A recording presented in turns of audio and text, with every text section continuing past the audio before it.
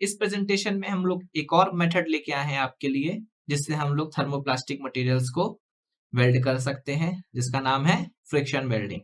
Friction welding नाम से ही clear है। थर्मोप्लास्टिक में अपने को बेसिक रिक्वायरमेंट क्या है? हीट देना। हीट देने से जो एजेस हैं जहां पे ज्वाइन करना है वहां पे वो सॉफ्ट होंगी। सॉफ्ट होने के बाद उनको एक आपस में फ्यूज करना है, जिससे वो एक फर्म जॉइंट क्रिएट हो जाए।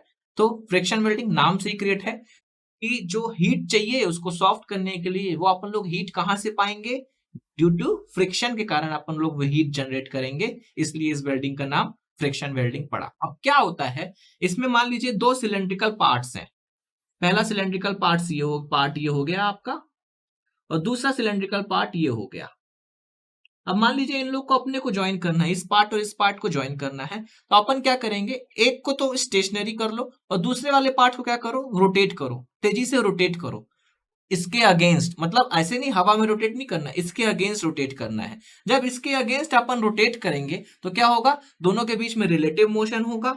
रिलेटिव मोशन हुआ तो क्या हुआ, दोनों के बीच में फ्रिक्शन आया। और जब ये रोटेशनल स्पीड अपन काफी तेजी से कर देंगे तो काफी ज्यादा फ्रिक्शन थोड़ी देर बाद इस दोनों के बीच में आ जाएगा।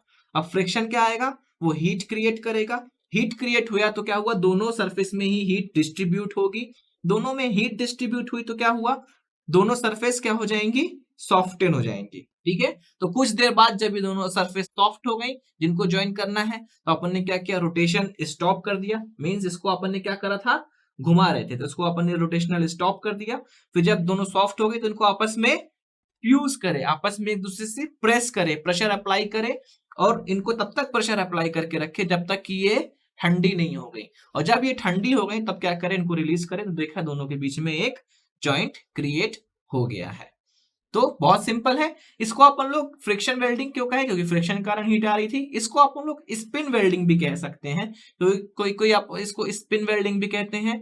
स्पिन वेल्डिंग क्यों कहते हैं, क्योंकि ये एक ऑब्जेक्ट इसमें क्या है, स्पिन होना इसमें जरूरी है। अगर स्पिन नहीं होगा तो फ्रिक्शन कैसे होगा, इसलिए स्पिन वेल्डिंग भी इसको कह सकते हैं। तो इसके एडवांटेजेस क्या है, एडवांटेजेस, इसकी रिप्रोड्यूसिबिलिटी बहुत अच्छी होती है।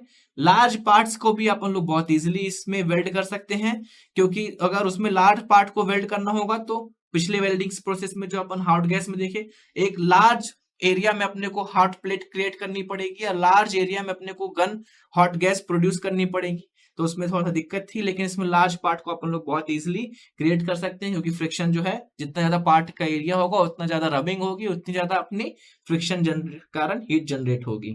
इसमें जो वेल्ड की क्वालिटी रहती है वो भी अच्छी प्रोड्यूस होती है, और जो ऑक्सीडाइजिंग पॉलीमर्स होते हैं उनको भी अपन लोग इस मेथड के द्वारा वेल्ड कर सकते हैं। अब एडवांटेजेस है तो कुछ डिसएडवांटेजेस भी होंगे।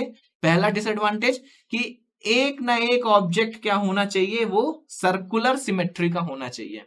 मतलब अगर दोनों ऑब्जेक्ट कैसे हो गए, रेक्टेंगल सिमेट्री के हो गए, तो ये काम नहीं करेगा। एक ना एक ऑब्जेक्ट कितना होना चाहिए, सर्कुलर सिमेट्री का होना चाहिए, तभी रोटेशन होगा, रोटेशन के कारण रबिंग होगी, फ्रिक्शन आएगा और हीट जनरेट होगी। ये इसका एक बहुत बड़ा लिमिटेशन है।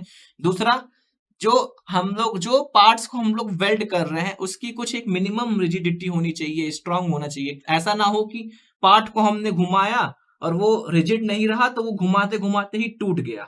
तो एक मिनिमम रिजिडिटी होनी चाहिए पार्ट्स को, जिससे वो ये घुमाने वाला जो प्रोसेस हो रहा है उसको बियर कर सके। तो ये दो उसके डिसएडवांटेज थे या लिमिटेशंस थे फ्रिक्शन वेल्डिंग के।